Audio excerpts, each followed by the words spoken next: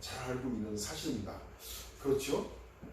지금까지 우리는 믿음에 대해서 여러 가지 각도로 살펴보면서 믿음의 본질이 무엇인지 깨닫기 위해서 지난 2년 동안 달려왔습니다.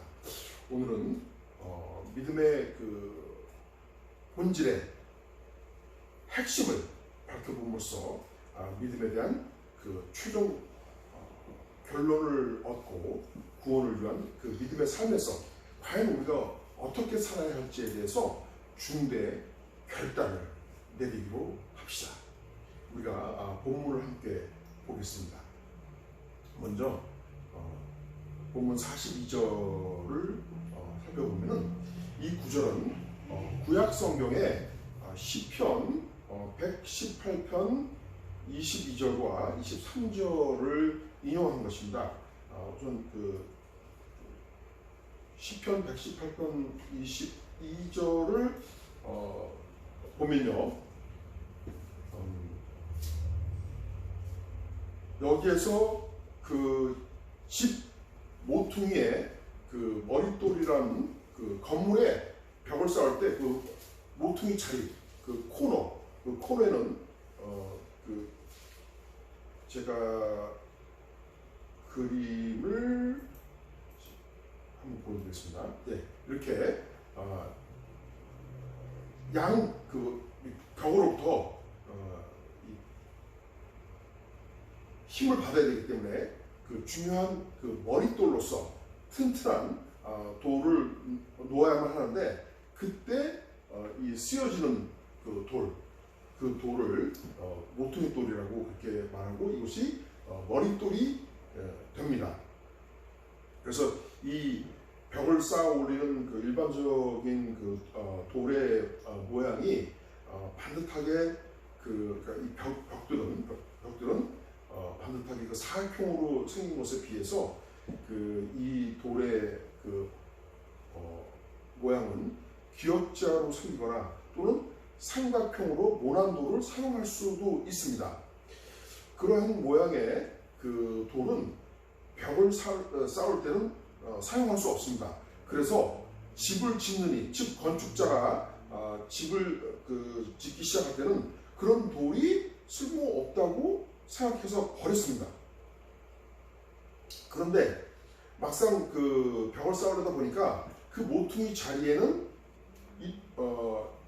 지금 여기 사진에 이 안에가 어떻게 생겼는지 지금 나와 있지는 않습니다만은 모난 그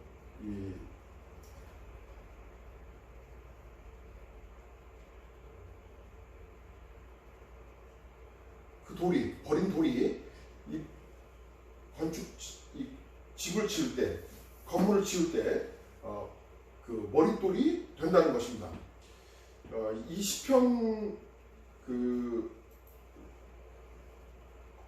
전에 다시 한번 우리 시편 22절 보시면은 이 22절의 말씀은 장차 이스라엘 백성들에게 나타날 메시아를 바로 그러한 그 건축자의 버린 돌에게 비유한 것입니다. 다시 말씀드리면 이 말씀이 뜻하는 것은 하나님께서 그의 백성들을 향한 구원 계획에 따라서 보내시는 하나님의 아들에 대해서 이스라엘 백성들이 그가 메시아인 줄 모르고 건축자의 버린 돌로 그 취급해 될 것이다. 즉 그를 거부할 것이다. 그러나 이스라엘 백성들이 외면한 그가 실은 하나님 나라의 집의 머릿돌, 즉 하나님께서 보내신 메시아이다 라는 그런 그 의미인 것입니다. 이제 이 말씀의 의미를 이해하셨죠? 지금 다시 그 본문 42절을 이 말씀은 예수 그리스도께서 이와 같은 그 방금 우리가 살펴본 그 시편의 말씀을 인용해서 너희들이 나를 건축자의 버린 돌로 취급하지만 실은 내가 바로 너희들이 기다리고 있는, 그렇게 기다려왔던 그 메시아이다 라고 말씀하시는 것입니다. 여기에서 너희들이란 지금 그리스도께서 대화하고 있는 그 당사자인 대제사장들과 바리새인들을 가리킵니다. 그 근거는 45절과 46절을 이 46절에서 이 대제사장들과 바리새인들과 대화하고 있음을 밝히고 있기 때문입니다. 이렇게 세상을 구원하실 메시아로 오신 그 예수 그리스도께서 43절에서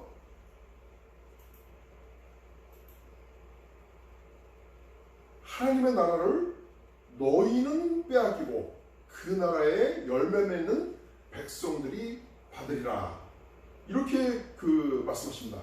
이 말씀은 대제사장들과 바리새인들로 하신 말씀인데, 이제 그들에게 하나님의 나라는 더 이상 없을 것이고, 즉 그들에게 구원은 없을 것이라는 말씀입니다. 왜요? 왜 그렇습니까? 대제사장들과 바리새인들이 자기들은 율법을 잘 지키고 있다고 그렇게 생각하면서 스스로 교만해졌기 때문입니다. 그들은 유대인들의 영적 지도자 역할을 한 대제사장으로서, 그리고 하나님의 율법을 철저하게 지키는 바리새인으로서 다른 사람들에게 믿음이 두터운 사람, 그래서 하나님께 충성하는 사람, 거룩한 사람으로 비춰지고 있지만, 실은 그들의 마음에 교만이 가득해서 속으로는 다른 사람들을 깔보고 있었다는 것입니다. 그러나 율법보다 더 높은 차원의 예수 그리스도의 온유한 겸손함과 하나님의 정의로운 사랑에 대한 그리스도의 가르침은 그들이 받아들이지 않음으로써 진정한 영적 열매를 맺을 수 없었기 때문입니다. 뿐만 아니라 그들은 하나님의 율법을 따라 살면서 다른 사람들을 위한 기도도 이렇게 열심히 하였지만, 그와 같은 그들의 모든 행위가 실은 다른 사람들에게 잘 보이고 칭찬받기 위한 그런 것이었기 때문에 진정한 하나님의 정의로운 사랑을 실천하는 것이라고 할 수는 없었습니다. 그러한 이유로 인해서 그들의 내면을 곁들여 보셨던 예수 그리스도께서 그들을 가리켜 위선자여 회칠한 무덤이라고 하셨던 것입니다. 이와 같이 대제사장들과 바리새인들의 그런 거짓된 사랑과 교만한 마음으로 인해서 예수 그리스도의 가르침이 그들에게는 걸림돌이요 거친 반석이 되었던 것입니다. 따라서 43절 전반부, 43절로 다시 한번 돌아가겠습니다.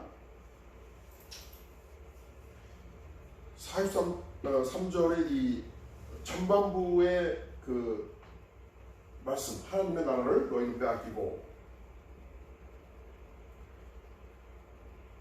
그들이 건축자가 귀하게 쓰일 그 머릿돌을 헌신짝 버리듯이 버렸기 때문에, 즉 메시아를 몰라보고 버렸기 때문에 그들은 하나님의 나라를 빼앗긴다는 것입니다.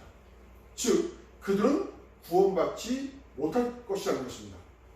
그 대신에 이 43절 후반부에서는 전반부의 대제사장들과 이 바리새인들과는 달리 하나님 나라의 열매 맺는 자들, 즉 예수 그리스도의 가르침에 대해서 그가 메시아임을 믿음으로 받아들이고 그의 가르침에 따르는 변화된 삶을 살아가는 자들만이 최종적으로 구원을 받게 될 것이라는 그런 말씀을 하심으로써 대제사장들과 바리새인들을 포함한 유선적인 거짓 믿음 생활을 하는 유대 지도자들에게 엄중한 경고를 하신 것입니다. 이어서 44절에서는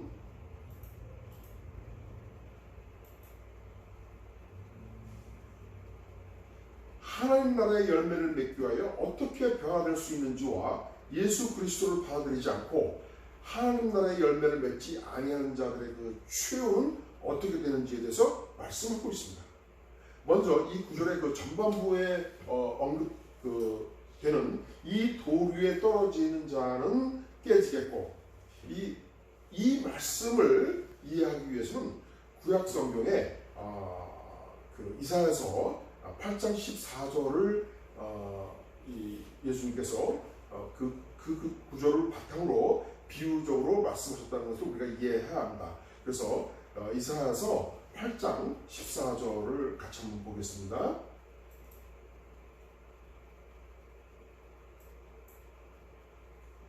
이사야서 8장 14절은 이런 말씀입니다. 이스라엘의 그 두 지배는 걸림돌과 걸려 넘어지는 반석이 되실 것이며 이스라엘 예루살렘 주민에게는 함정과 올무가 되시니 여기에서 그 이스라엘의 두 집이란 북이스라엘과 남유다를 가리키는 것입니다. 제가 그 전에 여러 차례 말씀드린 것 같이 이스라엘이 그 솔로몬 때 두 개로 이제 그 솔로몬이 죽고 나서 두 개로 이제 갈라졌죠. 그래서 이 북이스라엘과 남유다를 가리키는데 여기서 이스라엘 두 집은 근데 이 예루살렘 주민이라고 이렇게 되어 있는데 예루살렘 주민이라고 하는 말에는 이스라엘이 둘로 갈라지기 전에 그 수도가 예루살렘이었는데 이렇게 예루살렘 이스라엘을 대표하는 그 핵심 지역을 다시 이렇게 언급함으로써 앞에 문장에 나타난 그 이스라엘을 강조한 것입니다. 그래서 이 말씀은 우리가 하나님을 경외하지 않는 그 두 이스라엘 모두에게 하나님의 존재가 걸림돌이 되고 걸려 넘어지는 반석이 되며 함정과 올무가 될 것이라는 그런 그 의미입니다. 그 영어권에 계시는 분을 위해서 제가 여쭤봅니다. 올무가 뭡니까? 올무는 그 한국말로 다른 말로 하면은 덫이에요. 추랩이고 함정도 영어로 번역하면은 추랩이라고 번역이 하면 되고 또는 조금 더 정확하게 표현하면은 홀 또는 트래픽 이렇게 그 번역되는 그런 단어인데 함정과 올무가 조금은 여기서 지금 보면은 다른 걸로 이렇게 올무가 올가미라는 뜻 아니에요? 앞에 그러니까 문장으로 나서 함정과 올무. 올가미하고는 조금 뭐 좀 다른데요. 뭐 비슷하긴 하지만 올무는 그러니까 우리 한국말에 덫이 올무거든요. 그래서 영어로 그러니까 더의 치읓 덫 이렇게 되는데 그 영어로는 trap 그러니까 덫을 놔라 쥐를 잡을 때 덫을 놔라 할 때 그 덫 그게 올무 그러니까 올가미하고도 비슷한 사촌이죠. 이 올무나 올가미나 예.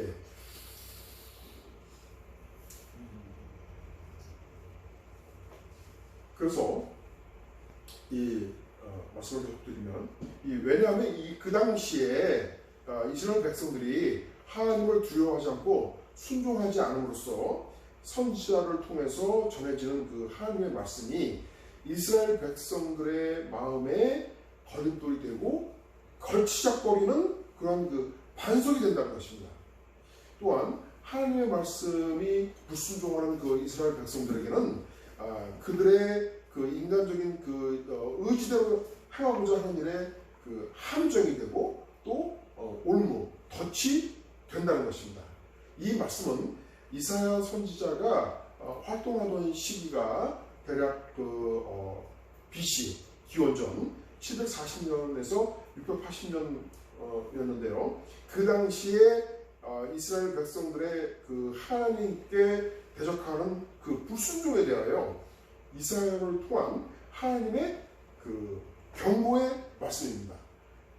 따라서 이 말씀이 의도하는 바는 하나님의 말씀에 순종하는 삶을 살아감으로써 하나님의 존재가 타락한 백성의 그 영혼에 걸림돌이 되거나 걸려 넘어지는 반석이 되는 그러한 심령의 상태가 되지 말라는 것입니다.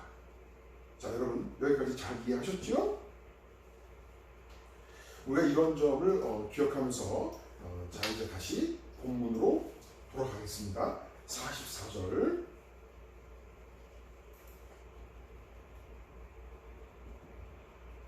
이 44절의 이 말씀은 그리스도께서 방금 우리가 살펴본 이사야서 그 8장 14절의 말씀을 바탕으로 하시되 그보다 더 심오하고 차원 높은 말씀으로서 하나님의 말씀이 걸림돌과 거친 반석이 되지 않기 위하여 우리의 영혼이 어떻게 해야 할지를 말씀하시는 것입니다. 44절에서 그리스도께서 유대 지도자를 향해서 말씀하시면서 이 돌 위에 떨어지는 자는 깨지겠고 라고 말씀하십니다. 여러분 여기에서 이 돌은 무엇을 가리키는 것이죠? 42절에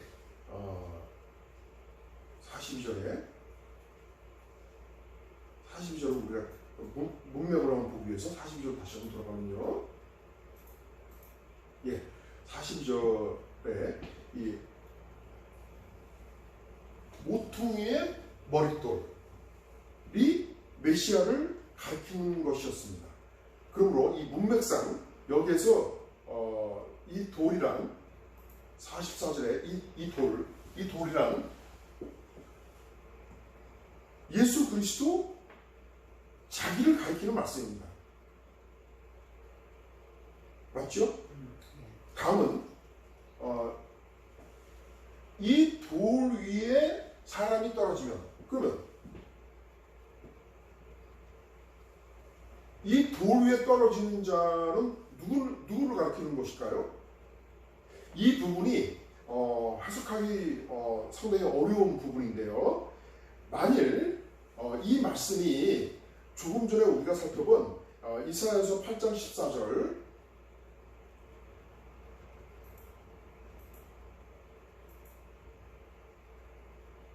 이사야서 8장 14절에서 의미하는 것과 같다면 이 메시아인 예수 그리스도를 거부한 자를 의미합니다. 그렇죠? 따라서 44절 상반부에 이 돌 위에 떨어지는 자는 깨지겠고의 의미는 예수 그리스도를 거부함으로써 그가 걸리는 돌, 그러니까 예수 그리스도가 걸리는 돌, 거치는 반석이 되는 자는 구원받지 못하고 즉 멸망당하고가 됩니다. 그러나 그와 같은 경우에 하반부에서 말씀하시기를 여기 하반부에서 말씀하시기를 그 위에 떨어지면 그를 가루로 만들어 흩으리라 이렇게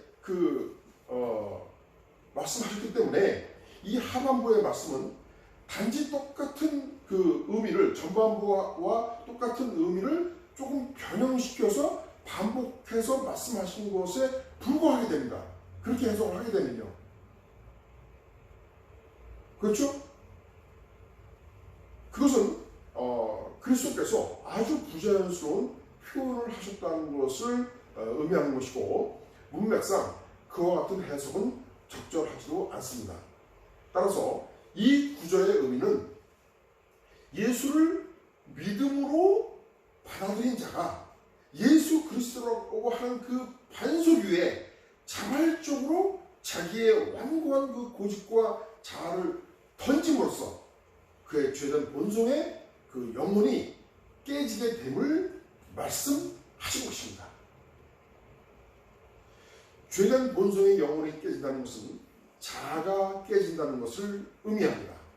자아란 자기를 사랑하는 자기애로부터 나오는 끝없는 인간적인 욕심 그리고 스스로 판단하고 스스로 결정함으로써 인생을 자기 주장에 따라 살고자 하는 강한 의지를 말합니다.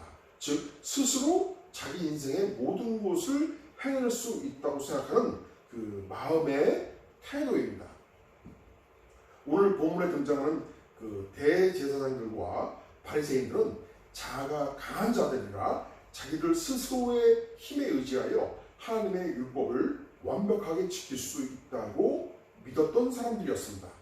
그래서 그들은 스스로 거룩한 자들이라고 생각하면서 다른 사람들을 없이 여기면서 겉으로는 겸손한 척하지만 속으로는 교만한 마음으로 가득 차 있었던 것입니다. 그렇게 그들의 잘못된 믿음으로 말미암아 그들의 교만함이 하늘을 찔렀기 때문에 그들이 그렇게 오랫동안 기다렸던 그 메시아가 실제로 오셨음에도 불구하고 그를 알아보지 못했던 것입니다.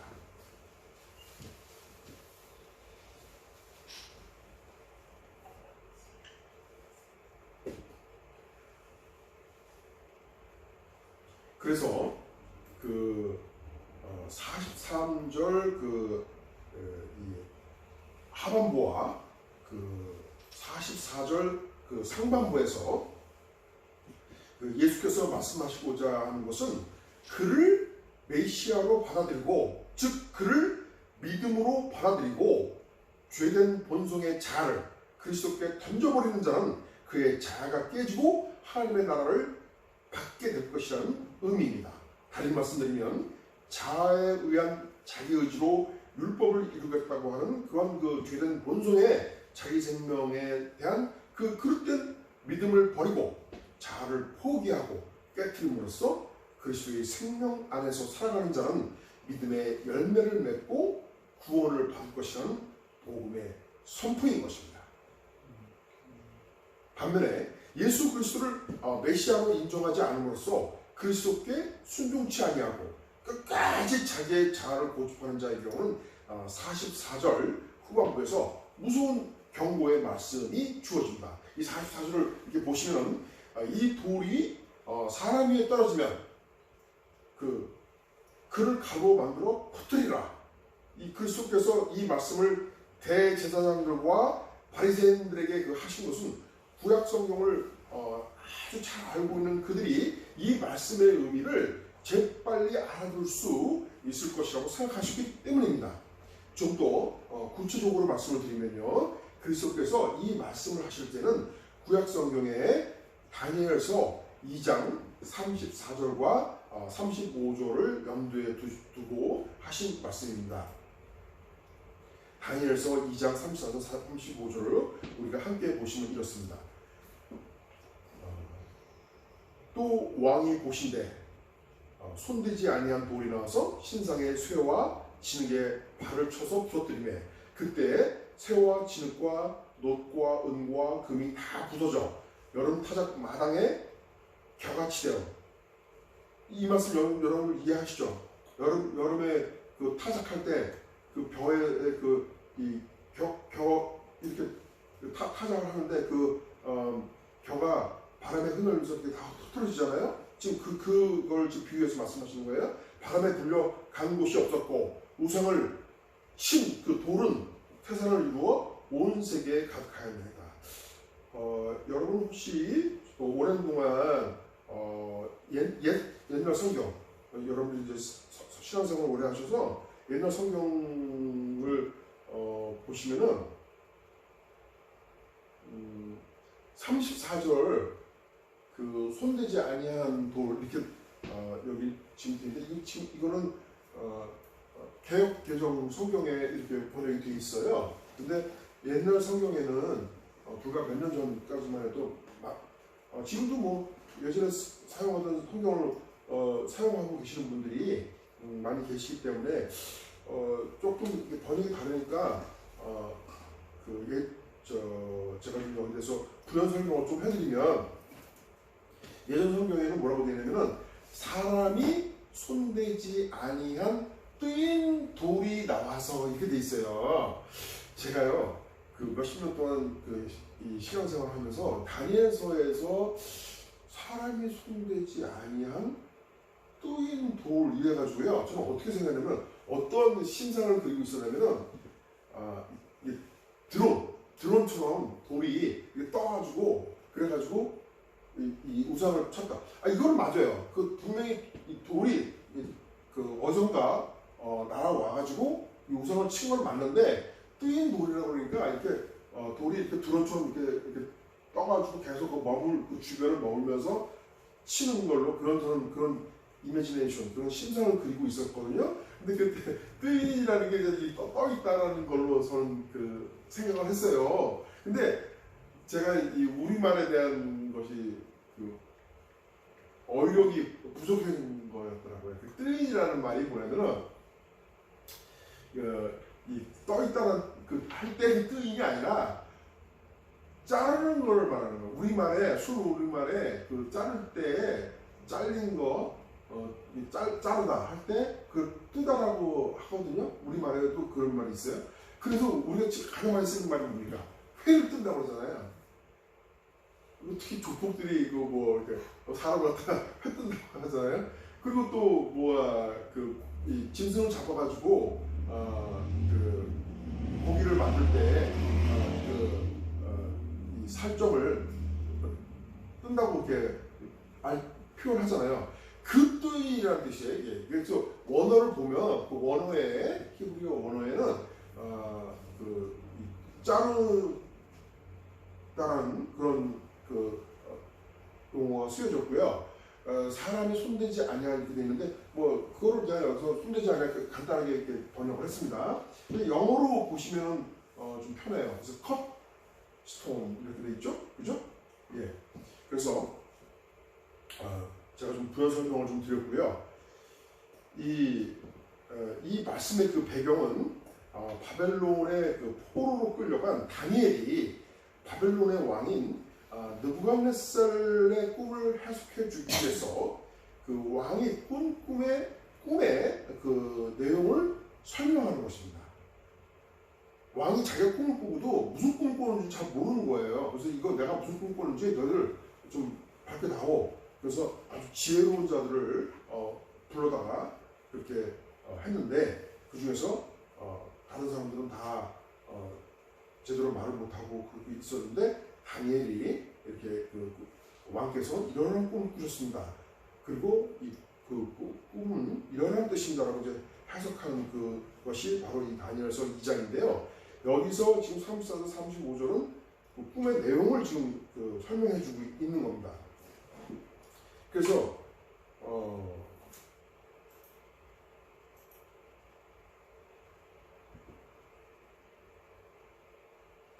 이 우상이 금과 은과 그 노쇠와 쇠 그리고 진으로 만들어진 그 우상이 있는데 어떤 돌이 갑자기 이 산에서 날아와가지고 우상을 박살내므로써 그 우상은 흔적도 없이 사라져버리고 그 돌은 온 세상을 뒤엎는 산이 되었다는 것입니다.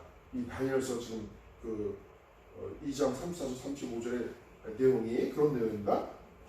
이 구절들에 대해서 당시의 그 대제사장들과 바리새인들과 같은 그 유대 지도자들은 손대지 아니한 돌은 이스라엘을 구원할 메시아로, 그리고 우상은 이스라엘을 괴롭히고 대적했던 이방 나라들로 이해하고 있었습니다.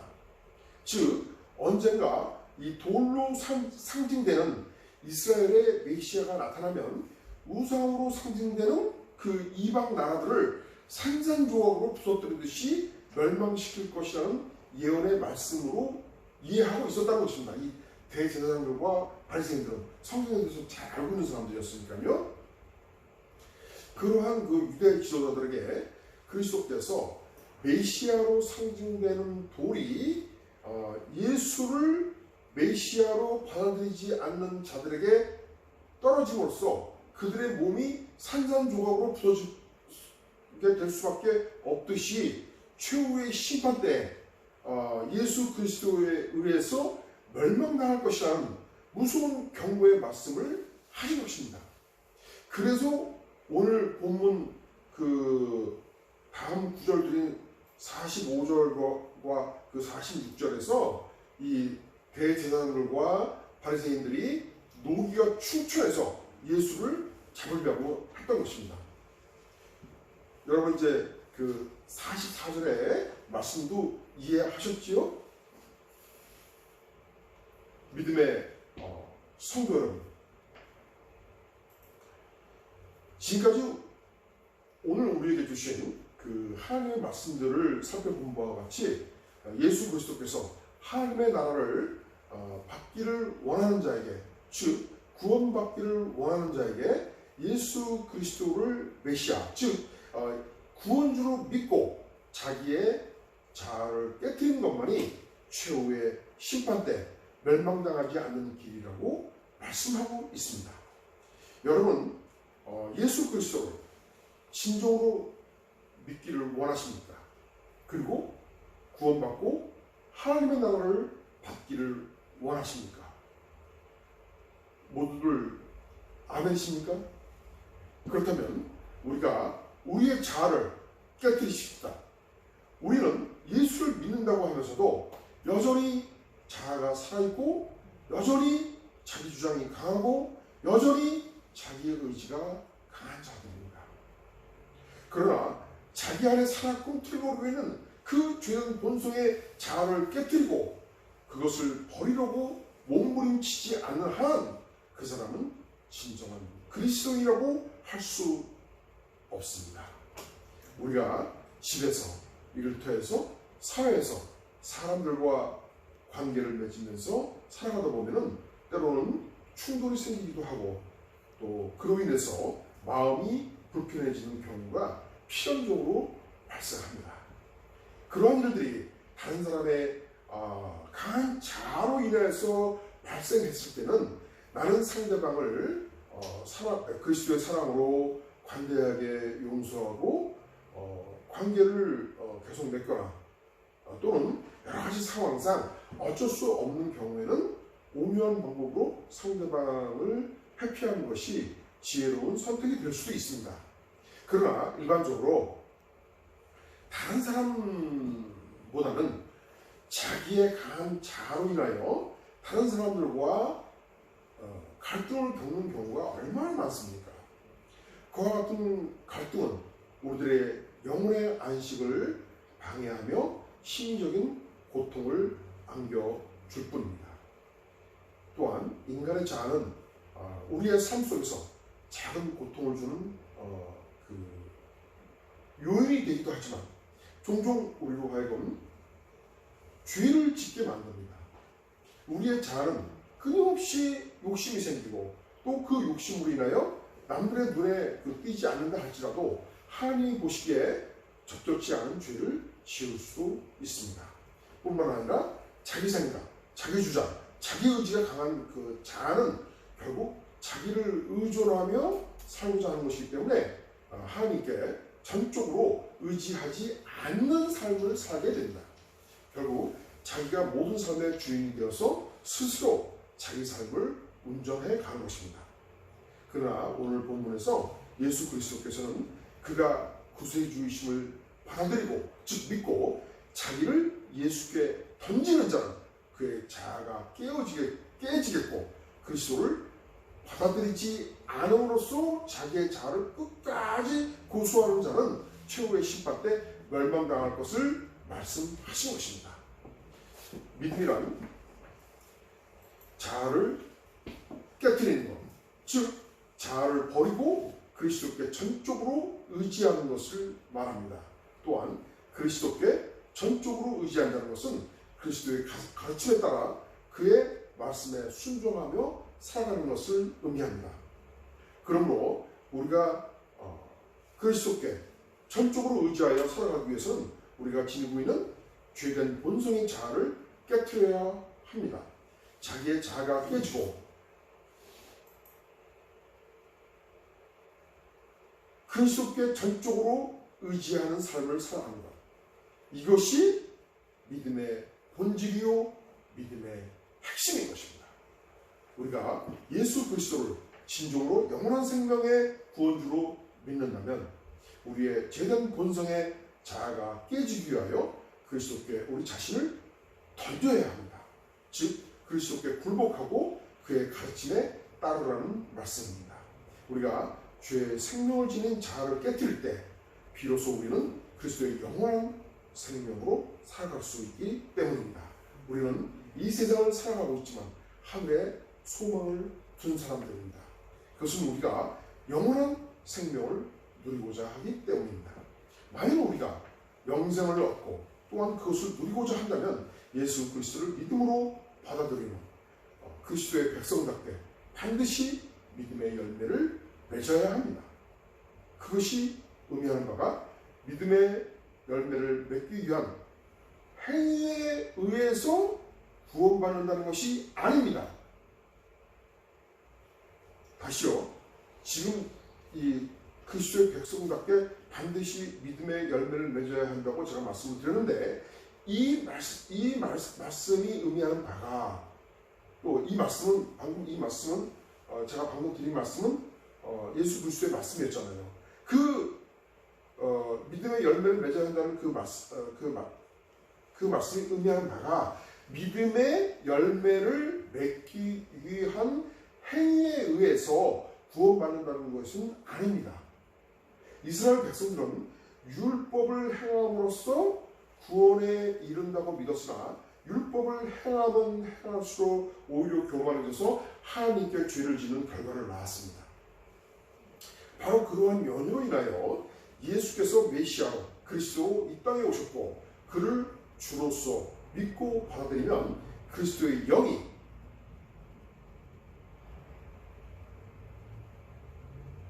믿는 자를 거듭나게 하시고 믿음의 열매를 맺도록 인도해 가실 것을 믿으시기 바랍니다. 아멘. 여러분, 예수 그리스도를 믿음으로 받아들였다면 반드시 믿음의 열매를